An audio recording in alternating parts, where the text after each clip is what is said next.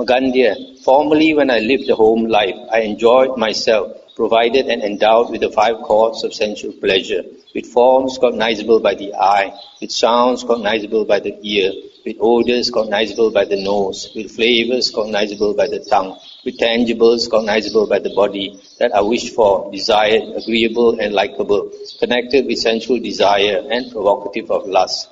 I had 3 mansions, one for the rainy season, one for the winter, and one for the summer.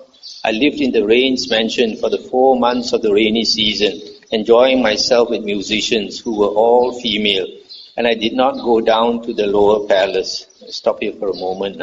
So here, when the Buddha was a lay person, his parents were very rich, so they built 3 mansions for him for the 3 seasons. In India, they have 3 seasons, not 4 seasons. And so he had a different mansion for each season.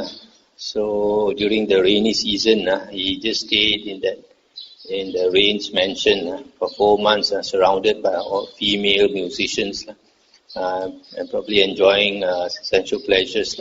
That's why later it is mentioned that in the Vinaya books that when he renounced all these sensual thoughts came to plague him, disturb him.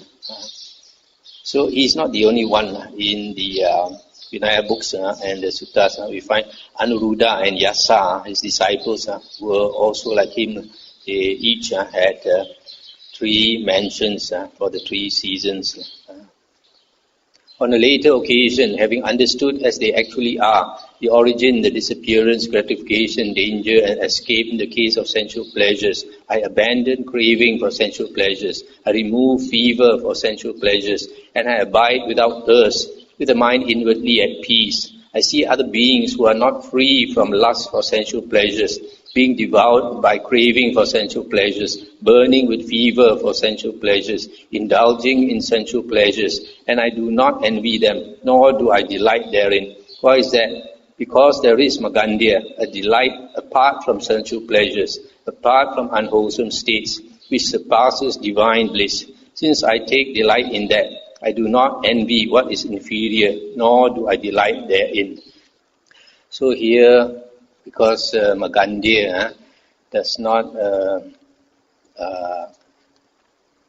agree with the Buddha abandoning enjoyment of the senses. So here the Buddha is trying to tell him that there is another pleasure which surpasses human pleasure, human sensual pleasures, and human sensual pleasures are inferior to this meditative pleasure. It's because Magandhya does not know, that's why the Buddha mentioned.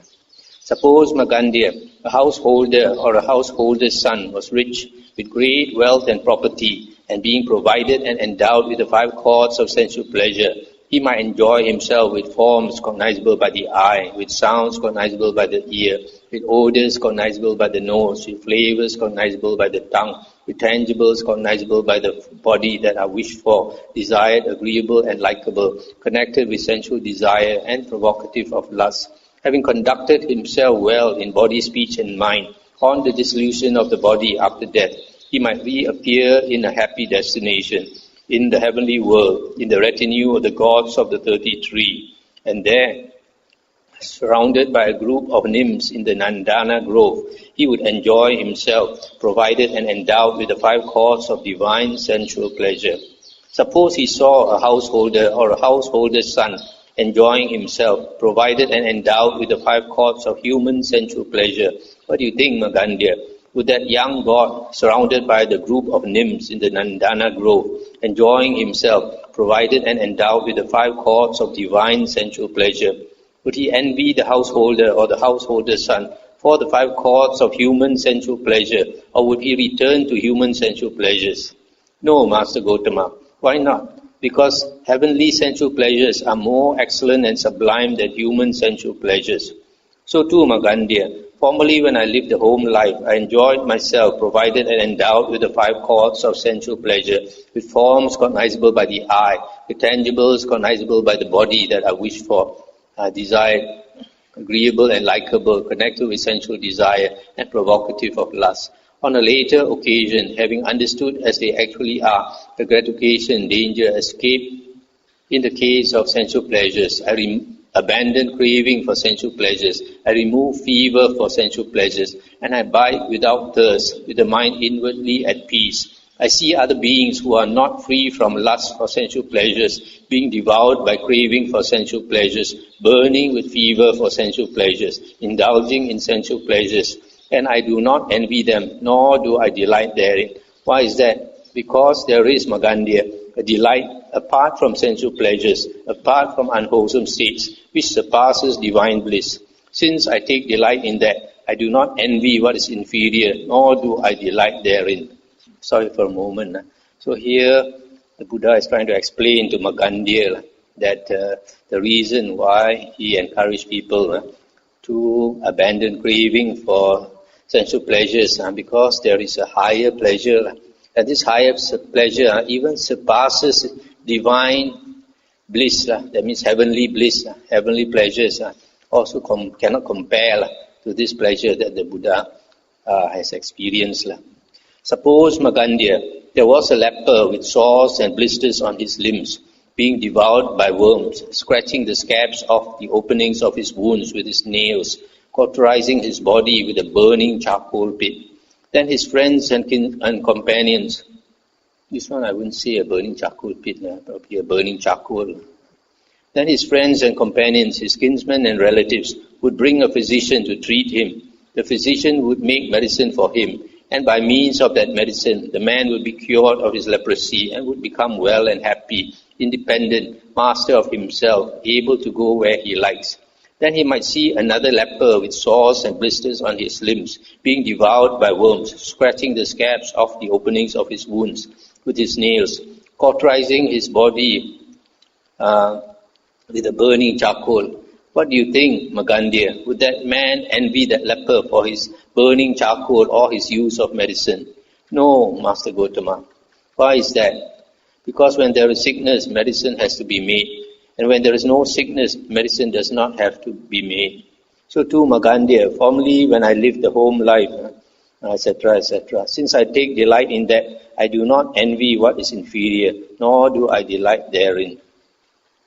Now we come to this part now where the Buddha brings up the simile of the leper. This leper, he is sick, so his flesh is devoured by worms, bacteria and all that.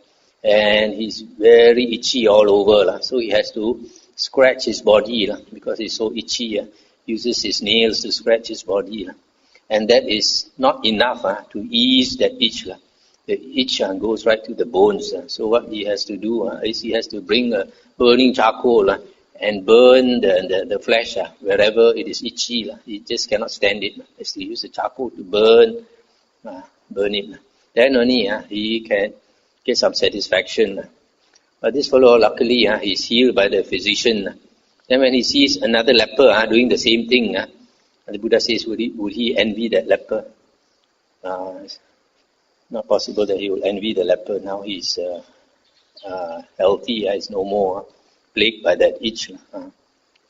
Suppose, Magandhya, there was a leper with sores and blisters on his limbs, being devoured by worms, scratching the scabs of the openings of his wounds with his nails, cauterizing his body with a burning charcoal. Then his friends and companions, his kinsmen and relatives, brought a physician to treat him. The physician would make medicine for him, and by means of that medicine, the man would be cured of his leprosy and would become well and happy, independent, master of himself, able to go where he likes.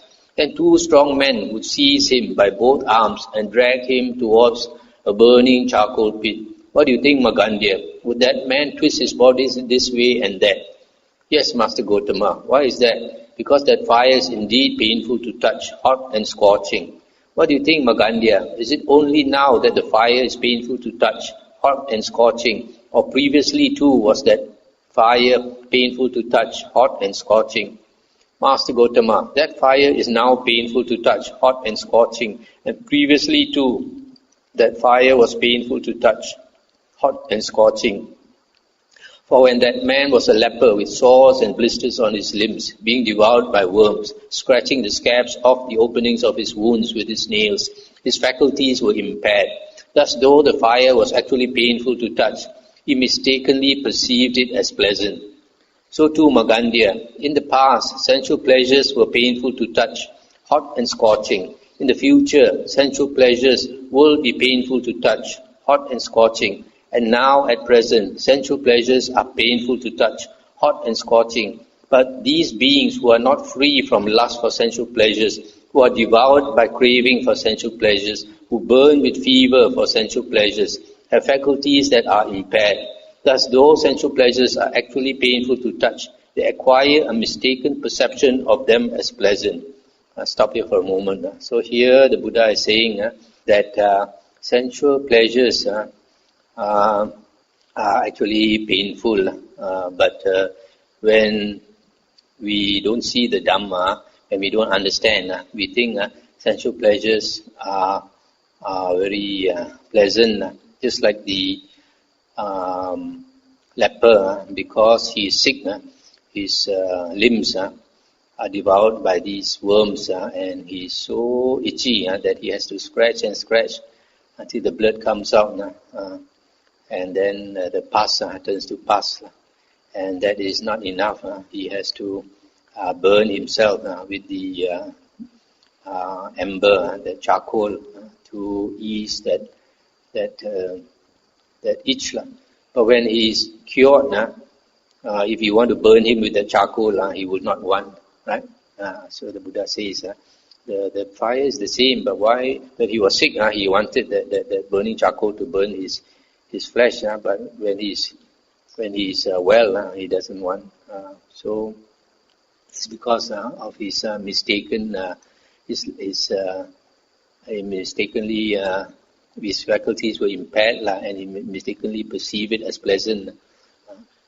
Suppose Magandhya, there was a leper with sores and blisters on his limbs, being devoured by worms, scratching the scabs off the openings of his wounds with his nails, cauterizing his body with a burning charcoal. The more he scratches the scabs and cauterizes his body, the fouler, more evil-smelling, and more infected the openings of his wounds would become. Yet he would find a certain measure of satisfaction and enjoyment in scratching the openings of his wounds. So too Magandhya, beings who are not free from lust for sensual pleasures, who are devoured by craving for sensual pleasures, who burn with fever for sensual pleasures, still indulge in sensual pleasures. The more such beings indulge in sensual pleasures, the more their craving for sensual pleasures increases, and the more they are burned by their fever for sensual pleasures. Yet they find a certain measure of satisfaction and enjoyment in dependence on the 5 chords of sensual pleasure. This is a very good simile. The Buddha says that this man, because the itch, this leper, itches right into the bones. So here is mentioned, he scratches the scabs of the openings of his wounds. You know, when our wounds start to heal, and there's a layer of flesh, and there's a layer of starts to heal, the scab forms, then it becomes itchy. I think you all know, isn't it? You have an open wound. So he scratches himself with his nails. But the more he scratches, the worse it becomes, because more pus forms, and from the pus it becomes evil smelling, and more infected. His wounds become more infected. Yet he continues to do it, keep scratching and scratching and burning himself, because he gets a certain measure of satisfaction and enjoyment in easing that itch.